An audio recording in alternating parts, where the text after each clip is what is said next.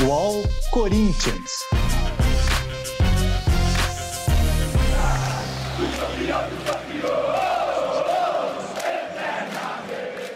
Salve, salve galera, salve, salve corintianos, sejam bem-vindos a mais um episódio do nosso podcast UOL Corinthians, que você ouve todas as terças-feiras aqui no UOL e nas principais plataformas de podcast. Hoje eu estou aqui com o nosso setorista e repórter de Corinthians, o Iago Rodá. Fala, Iago, tudo bem? Fala, Pedro, tudo bem com você? Já mandar aquele abraço, aquele salve aí para todo mundo que nos acompanha. Mais uma edição de podcast Corinthians e agora a gente com uma novidade, né? Corinthians com um novo comandante. Corinthians com um novo comandante. Para falar sobre ele, eu estou também com o nosso colunista, o Ricardo Perrone. Fala, Perrone. Fala, Pedro, Iago, todo mundo, beleza? Bora falar de Corinthians, comandado agora pelo Silvinho. O Corinthians tentou o Renato Gaúcho, tentou o Diego Aguirre, mas o novo técnico vai ser o Silvinho. E são estilos um pouco diferentes, né, entre cada um deles. Mas eu começo perguntando para você, Perrone, o que você achou da escolha pelo Silvinho? Você acha que ele é o nome certo para dirigir o Corinthians nesse momento? O que a gente pode esperar dele? Eu acho que o Corinthians contratou quem podia pagar, simples assim.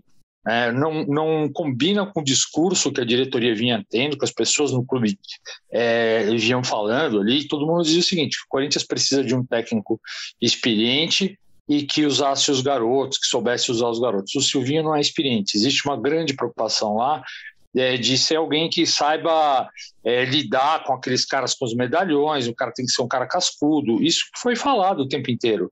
E o Silvinho não é experiente, ninguém conhece o Silvinho como técnico direito, né? A experiência dele é muito curta, então eu acho que é uma contradição, mas eu entendo essa contradição porque o clube não tinha dinheiro, ele queria uma coisa que ele não podia pagar, um técnico experiente, que sabe lidar com os garotos, um cara cascudo, é um cara que custa caro e o clube não pode ter. O que eu conheço do Silvinho foi vendo o Silvinho trabalhar na seleção brasileira, quando eu cobri seleção. É um cara trabalhador, um cara que cobra realmente muita intensidade nos treinos. Sabe aquele cara que fica assim, corre você, corre fulano, vamos. É um cara muito exigente ali. É tudo que dá para saber hoje. É uma grande aposta e a gente vai ter que esperar um pouquinho para ver o que vai acontecer. Iago, essa busca aí, né, do Corinthians por um treinador, passando pelo Renato Gaúcho, depois pelo Aguirre, agora o Silvinho, mostra que o Corinthians não tem muito uma preferência, né, tática e de estilo de jogo, né? Eu fui dar uma pesquisada, o Silvinho no Lyon jogou com 3 atacantes, é uma coisa que não se encaixa muito com o que o Corinthians tem feito. Estilos são diferentes de um técnico procurado para o outro. O Corinthians não tem exatamente o plano de como o Corinthians quer que o Corinthians jogue, né, nessa temporada. Não. A minha opinião quanto à contratação do Silvinho vai muito de encontro com a do Perrone. O Corinthians não tinha dinheiro, não tinha respaldo e não tinha tempo. O Campeonato Brasileiro está aí para começa já nesse fim de semana. O clube foi eliminado de uma forma vexatória na Copa Sul-Americana, com 2 jogos de antecedência, sendo goleado. Foi eliminado do Campeonato Paulista, sendo completamente dominado pelo Palmeiras na Neoquímica Arena, e a diretoria do Corinthians tinha a necessidade de contratar rápido um treinador. Tentou o Renato, tentou o Aguirre, que era um treinador com um estilo defensivo, de um jogo de combate. Agora tem o Silvinho, que, como a gente vem falando, é um técnico ainda inexperiente e é uma incógnita, né? Tem uma questão nessa contratação que eu acho que chama muito atenção, e conversando com algumas pessoas no Corinthians, talvez dá para a gente já ter um sinal de como que o Corinthians vai jogar. Quando o Corinthians anuncia o Silvinho, ele sobe uma hashtag com o nome, uma hashtag moderno é ser Corinthians. Aí o Silvinho vem dias depois e grava um vídeo falando que não vai faltar raça, não vai faltar comprometimento, entrega dentro de campo. Então eu acho que, independente de qual seja o sistema tático que o Silvinho vai adotar, eu acho que ele vai prezar muito por um time que seja um time brigador dentro de campo. Até porque o elenco dele não tem lá jogadores excepcionais tecnicamente. Então, independente de qual seja o sistema, seja com 3 atacantes, com 3 zagueiros, um 4-4-2, enfim, um jogo mais de posse, um jogo mais de defesa, né? Eu acho que o Silvinho vai prezar muito, pelo menos nesse primeiro momento, de um time que se entregue muito dentro de campo, seja um time que brigue muito pela bola, que brigue pelo espaço, enfim, um time que tem o que o pessoal lá fala no Corinthians, um time com a cara do clube. Né, Peone, o Silvinho, o cara que estudou muito com o Tite, né? Aprendeu muito com o Tite. Então, e essas características que o Iago estão citando são características que o Tite tem. Então, acho que dá para a gente esperar alguma coisa, mesmo que de forma indireta, de Tite no Corinthians do Silvinho, né? Eu acho que sim. Eu acho que ele carrega isso, né? Um cara que ele ficou muito tempo perto do Tite, trabalhou muito. Eu acho que ele, sem dúvida, vai carregar isso. Agora, ele vai ter que fazer as adaptações, porque são peças diferentes, né? É um elenco, aquele cobertor curto, um elenco curto, tem muitos jogadores ali que não estão rendendo bem, você tem dificuldade de físico, não é um time rápido, você não tem velocidade, ele vai precisar de velocidade, tem muita coisa para ser feita ali, né? E eu acho que, estou muito curioso para ver como é que vai ser o tratamento que ele vai dar para jogadores como o Jô, né? Um jogador veterano, né? Você chegar e arrumar encrenca com o Jô sempre no seu início de trabalho, um cara como o Jô é complicado, você chegar e falar, você está barrado porque você não está rendendo, não te quero aqui, tal. É complicado isso, né? Então não sei como que ele vai lidar com essa situação. Quero muito ver, eu acho que com os jovens não tem muito problema, mas eu quero ver muito como ele vai lidar com os veteranos que não estão rendendo bem, especificamente o Jô e o Fábio Santos. Sim, e também como ele vai implementar, né, eu acho, com o elenco do Corinthians, as coisas que ele tentou fazer no Lyon, né, com essa saída de jogo com os zagueiros, né, pressão a todo tempo na saída de bola do adversário, uma coisa que é mais difícil você fazer se você tiver um jogador veterano como o Jô. Eu acho que passa muito por ele poder ter esse conhecimento do elenco do Corinthians primeiro, né, antes de qualquer outra coisa. Eu acho que me chamou muita atenção o que o Iago falou, aquela história dele fazer a declaração falando da garra. Ele está apostando muito nisso, né? Mas só isso não resolve. E realmente ele não tem... O cara, para fazer tudo isso aí que você falou, da pressão e tal, o cara tem que ser muito bom, tem que ser um treinador muito bom para fazer isso com o elenco que o Corinthians tem, né? Então a gente vai ver se ele conseguir realmente colocar tudo isso em prática com esse elenco aí, porque o Corinthians não tem dinheiro para contratar, a gente vai falar, pô, o cara realmente é bom. E o Iago, como que vai ser essa relação aí, Silvinho-Corinthians, em termos de qual a expectativa da diretoria do Corinthians para ele, né? O que vai ser esperado dele e ele termina o ano com tranquilidade? Mesmo sem ter grandes resultados, houve essa conversa, houve esse ajuste, porque dificilmente, pelo que tem mostrado até agora na temporada, o Corinthians é um time que vai brigar por grandes títulos, né? É uma coisa que foi colocada na equação, foi colocada sobre a mesa? Não, especificamente uma meta, assim, vou criar aqui uma situação, tipo, o Corinthians tem que ir para a Libertadores, senão a coisa vai ficar feia para você. Isso não foi negociado, mas o Corinthians, quer dizer, não foi colocado à mesa, né? Mas o Corinthians deixou claro quais são suas ambições nessa temporada, né? O clube quer um desempenho bom no Campeonato Brasileiro e para as atuais condições do Corinthians, isso seria brigar ali na parte de cima da tabela, pensando ali numa vaga em pré-Libertadores, numa vaga em Copa Sul-Americana e principalmente conseguir avançar na Copa do Brasil. Por que a Copa do Brasil é o foco do Corinthians? Não é um campeonato longo em relação ao Campeonato Brasileiro, que tem 38 rodadas, é um campeonato que está pagando muito bem. O Corinthians pega o Atlético Goianiense agora na terceira fase da Copa do Brasil e se avançar para as oitavas de final já garante 2,7 milhões. Esse dinheiro que no mundo do futebol parece pouco, mas na realidade do Corinthians, 2,7 milhões é uma fortuna. Ajuda a pagar contas, ajuda a equilibrar o pagamento dos salários, ajuda, enfim, o Corinthians a não ter problemas lá para frente. E quanto mais longe o Corinthians for, mais dinheiro entra e a confiança da equipe aumenta, né? Os jogadores passam a render mais, o Corinthians entende dessa forma, né? Então, não tem de fato uma meta estabelecida, mas o Corinthians pretende fazer um campeonato brasileiro aí bom, e o mais longe possível na Copa do Brasil. E eu acho que o Corinthians tem sim apesar de todas as limitações, de tudo que a gente vem falando aqui, sobre o elenco ser, ter várias dificuldades, sobre a possibilidade de não ter reforços nessa temporada, eu acho que o Corinthians pode sim passar pelo Atlético Goianiense, e ali no mata-mata, talvez resolvendo na Neoquímica Arena, pleitear alguma coisa na Copa do Brasil, talvez chegar nas quartas, nas semifinais. Já no Brasileirão, eu acho que o Corinthians não tem chance alguma de pensar em brigar ali no grupo dos 5, 6 primeiros. É isso aí, vamos para o intervalo, rapidinho, daqui a 1 minutinho a gente está de volta. Posse de Bola é o podcast semanal do All Sport sobre futebol. Às segundas e sextas-feiras, eu, Eduardo Tironi, converso com Juca Kfouri, Mauro César Pereira e Arnaldo Ribeiro sobre o que há de mais importante no esporte favorito do país. Você pode ouvir o Posse de Bola e outros programas do UOL em uol.com.br/podcasts, no YouTube e também nas principais plataformas de distribuição de podcasts. Salve, salve, galera! Estamos de volta aqui com o nosso podcast UOL Corinthians. O tema, como não poderia deixar de ser, é o novo comando técnico do Corinthians, o Silvinho.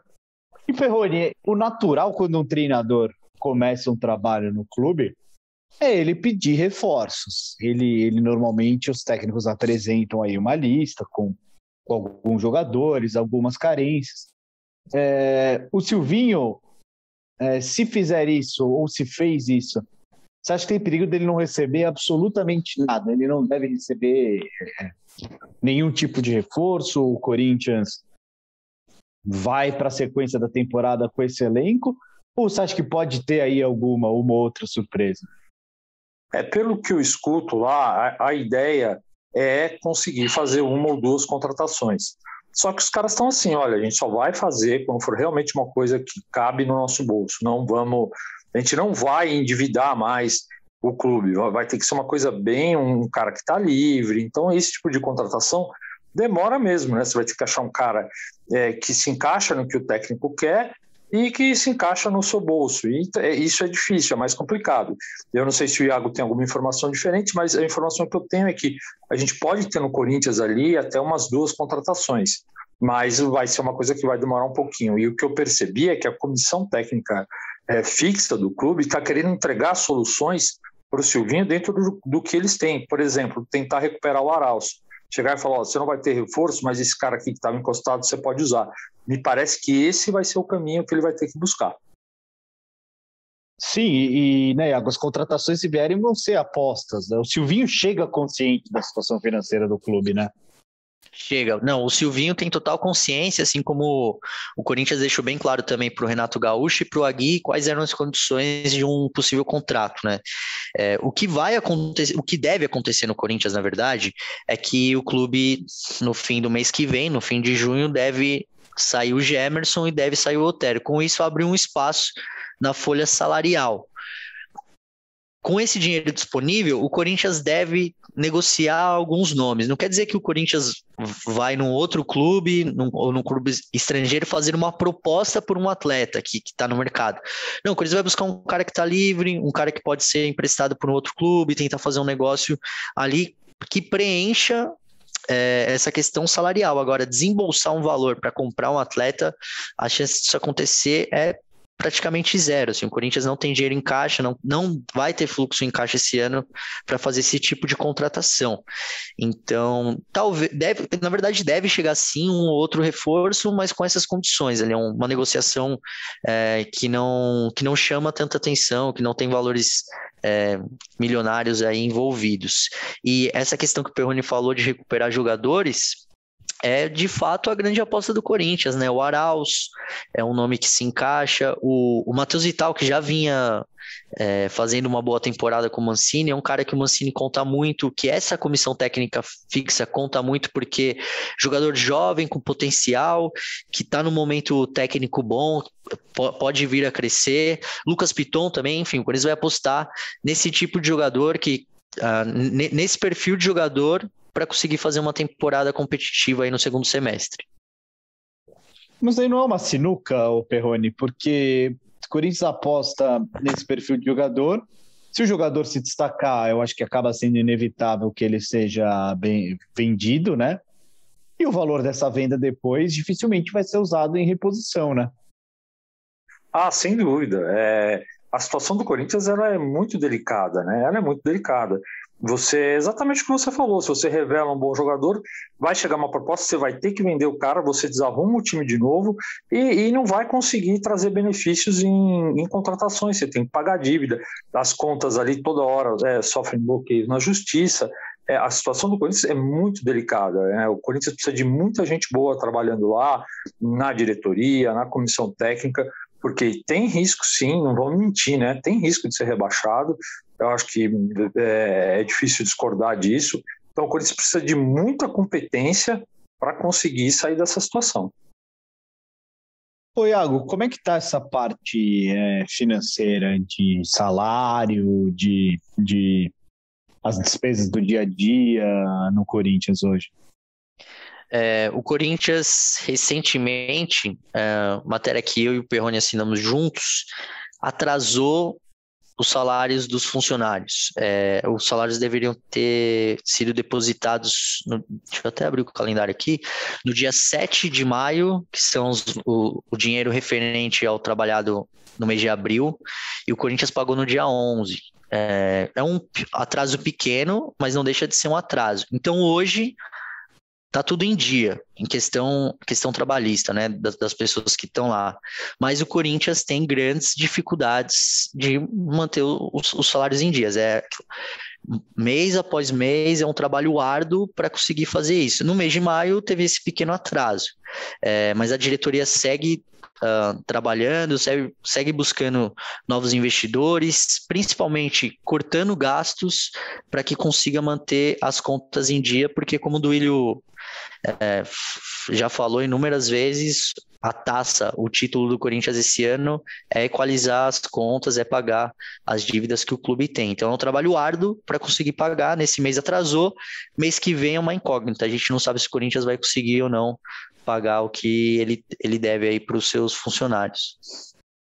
E, Perrone, os primeiros meses do ano foram promissores, né, nesse aspecto. A gente até fez um podcast aqui falando do superávit em 2 meses consecutivos.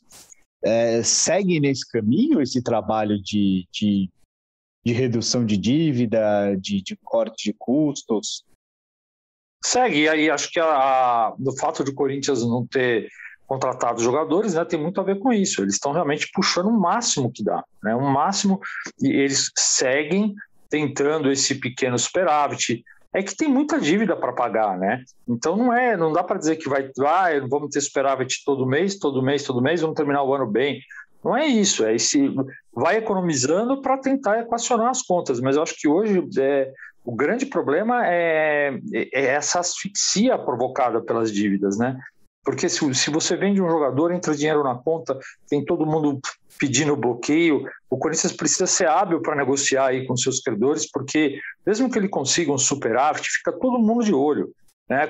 Aí eu vejo até fonte, às vezes tem empresário que liga e fala assim, você sabe se chegou o dinheiro do Pedrinho? Porque eu tenho um dinheiro para receber ali. Então fica todo mundo de olho, se chegar um dinheiro, vai todo mundo em cima, né? Então mesmo conseguindo cortar, fazer uma pequena gordura ali, a situação ainda é difícil. Isso aí, Iago, o Silvinho já comanda o Corinthians na estreia no Brasileirão contra o Atlético Goianiense? Sim, o Silvinho já comanda o Corinthians nesse fim de semana contra o Atlético Goianiense. Amanhã o Corinthians pega o River Plate do Paraguai pela Copa Sul-Americana e o Silvinho vai estar na arquibancada lá da Neoquímica Arena acompanhando. Era até o desejo dele treinar o time nesse jogo do meio da semana para ter essa primeira experiência comandando a equipe na Neoquímica Arena, esse primeiro contato com os atletas, mas não tem tempo hábil aí para que a documentação seja regularizada e que ele possa comandar o time. Então ele vai estar sim na Neoquímica Arena amanhã, mas quem comanda o time é o Fernando Lázaro, analista de desempenho, que inclusive trabalhou com o Silvinho na França, trabalhou com o Silvinho na seleção brasileira e trabalhou com o Silvinho no próprio Corinthians, quando o Silvinho foi auxiliar técnico. Aí no domingo, o Silvinho de fato estreia no comando do Corinthians, na estreia do Corinthians no Campeonato Brasileiro contra o Atlético Goianiense. Sem qualquer desmerecimento ao Atlético Goianiense, mas é um bom jogo para se estrear, né, Perrone? É um bom jogo para começar um trabalho. É um bom jogo, né? É um bom jogo. Vamos ver. Eu acho que assim, não vai ser uma moleza, né? Mas é muito melhor do que você pegar um adversário aí, pegar um clássico e tal. Eu acho que esse vai ser a tônica aí, né? Você ter o Silvinho, ter tranquilidade e tempo, né? E você precisa começar com uma vitória para ter essa tranquilidade, que se você começa perdendo, a pressão já aumenta. E tempo a gente sabe que é uma coisa que não vai ter. Então, realmente, o Silvinho ele aceitou um enorme desafio, foi corajoso e vamos ver o que ele vai conseguir. Ô Pedro, e sobre essa questão dos primeiros jogos do Silvinho, que a gente vem falando, dos 4 primeiros jogos dele no Corinthians, 3 vão ser contra o Atlético Goianiense, né? O Corinthians pega o Atlético dia 30 pelo Brasileirão e no dia 3 já enfrenta a equipe de novo na Neoquímica Arena, só que aí pela Copa do Brasil. E aí esse jogo sim é a prioridade nesse primeiro momento, porque o Corinthians tem que passar, né, no entendimento da diretoria, por essa questão financeira que a gente já debateu aqui ao longo do podcast, o Corinthians tem que passar na Copa do Brasil para pegar essa premiação aí de 2,7 milhões. Então, o primeiro jogo com o Atlético Goianiense pelo Campeonato Brasileiro é também uma forma de estudar o adversário, né, de conhecer a equipe, para que aí sim vá para o jogo mais importante, que é da Copa do Brasil no mata-mata. São coisas que só o calendário do futebol brasileiro te proporciona, né? Você jogar 3 vezes contra o mesmo time. E como diria o Vicente Mateus, é uma faca de 2 legumes para o Silvinho, né? Porque se tem um mau desempenho contra o Atlético Goianiense 3 vezes seguidas, ele já começa com uma pressão enorme, né? Com certeza, com certeza. Porque se ele não passa pelo Atlético Goianiense, o segundo jogo da terceira fase da Copa do Brasil acontece no dia 9 de junho. No dia 12, o Corinthians pega o Palmeiras no Allianz. Então, assim, o cenário da catástrofe, se o Corinthians não for bem nesse começo de trabalho do Silvinho, ele já está todo desenhado. Porque você pode, assim, no pior dos cenários, você pode cair na Copa do Brasil para o Atlético Goianiense e o jogo seguinte já é um derby na casa do rival, com o Palmeiras, apesar de ter ficado com o vice-campeonato, ficado com a segunda posição no Campeonato Paulista, é um clube hoje, uma equipe hoje muito mais estruturada do que o Corinthians do Silvinho, né? Então, assim, é de fato um desafio. O Silvinho pegou uma bucha aí pela frente, vamos ver o que ele faz aí nesse começo de trabalho e ao longo da temporada. É isso aí, valeu Perrone, valeu Iago, a gente vai ficando por aqui. Esse foi mais um episódio do nosso podcast UOL Corinthians. A apresentação foi minha, Pedro Lopes. Hoje a gente contou com as participações do Iago Rudá e do Ricardo Perrone. A edição de áudio do Amer Menegassi e a coordenação é do Bruno Dori e da Juliana Carpanês. Sigam aqui com a gente, na próxima terça-feira a gente está de volta com muito mais informação, a análise do começo de trabalho do Silvinho e muito mais Corinthians. É isso aí, obrigado pela companhia e um abraço.